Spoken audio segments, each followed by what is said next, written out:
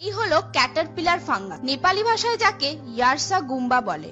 আর যেমনটা ভিডিও টাইটেলে পড়লেন, এটা সত্যি সোনার চেয়ে প্রায় 2 গুণ বেশি দামি। এটা আসলে একটা ছত্রাক বা ফাঙ্গাস, যা ঘোস্ট মথ নামে পতঙ্গের লার্ভার মাথা ফুঁড়ে বাইরে বেরিয়ে আসে।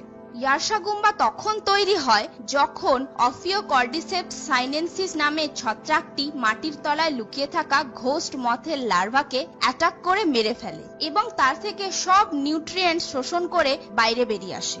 এটা দুনিয়ার সবথেকে মূল্যবান মেডিসিনাল ফাঙ্গাস, যার প্রতি কেজির দাম ইন্টারন্যাশনাল মার্কেটে $1,00,000।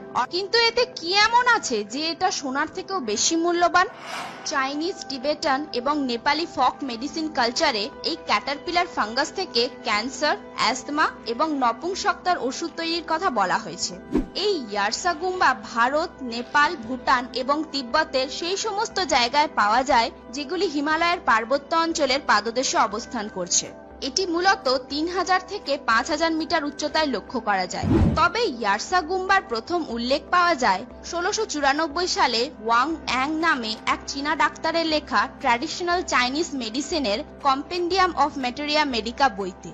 এর এত দামের পেছনে সবথেকে মেন রিজন হলো ক্যাটারপিলার ফাঙ্গাস পুরোটাই হাতে করে সংগ্রহ করা হয়।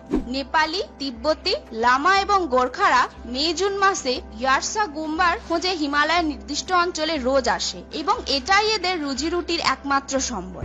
ক্যাটারপিলার ফাঙ্গাস বর্তমানে গ্লোবাল ওয়ার্মিং এবং ওভার এক্সপ্লয়টেশনের ফলে এন্ডেঞ্জার্ড ক্যাটাগরিতে চলে গেছে এবং এর সংখ্যা দিন দিন যথেষ্টই কমে আসছে। এভাবে সংগ্রহ চলতে থাকলে একটা সময় হয়তো অবলুপ্ত হয়ে যাবে এই বিশিষ্ট ছত্রাকটি।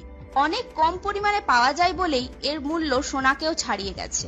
অফিওকর্ডিসেপ্স সাইনেনসিস নামের ছত্রাক